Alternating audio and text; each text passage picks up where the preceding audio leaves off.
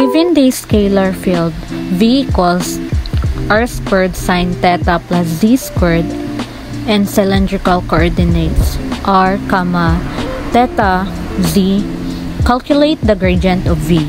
Formula sa gradient cylinder coordinate.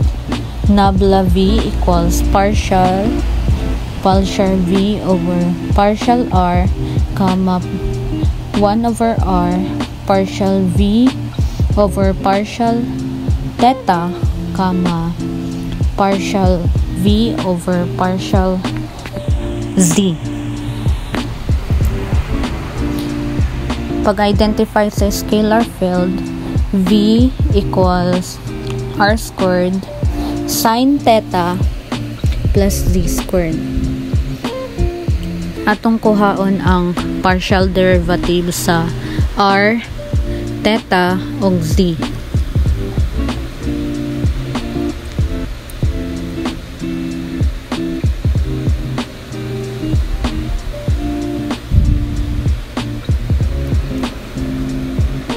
Partial V over partial R equals partial over partial R. Kung ano na tong iyang scalar field equals partial over partial V. Tungod kay ang Z squared independent sa R, ito nato kini nga constant sa pag-differentiate.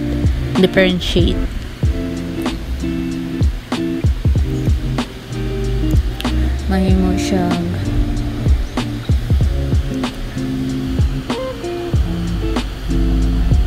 (2r sine theta plus 0).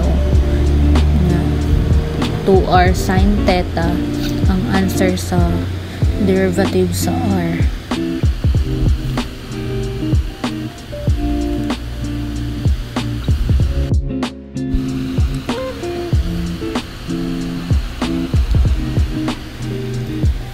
Erase na to ang R, pulihan ang theta nya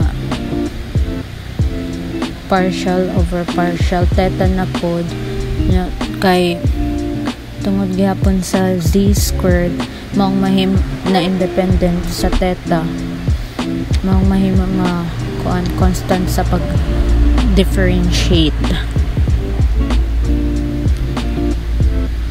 equals sa r squared cos theta plus 0. Ganun na lang sa 0.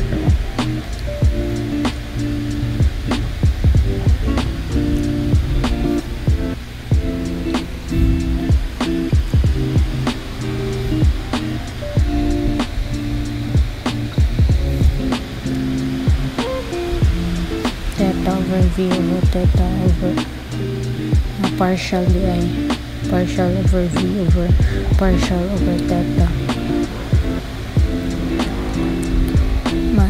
r cos theta na lang, r squared cos theta.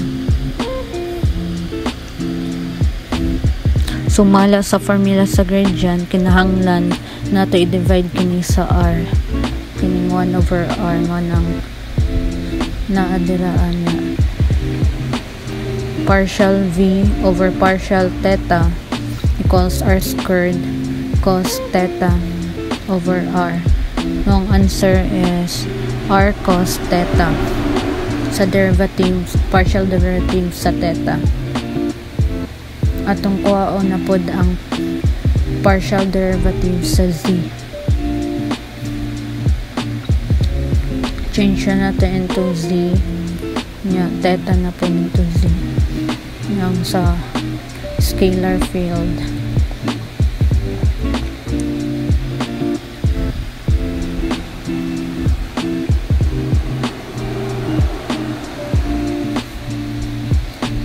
Z squared na. Tungod kayang r squared sine theta independent sa z, trito nato kini nga constant sa pag-differentiate na pod.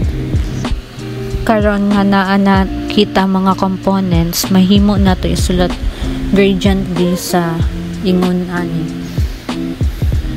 The final answer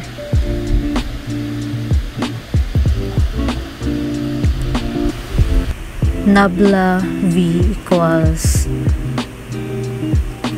the answer, open and close parenthesis, 2r sin theta, comma, r cos theta ra na siya nya 2z, and that's our final answer.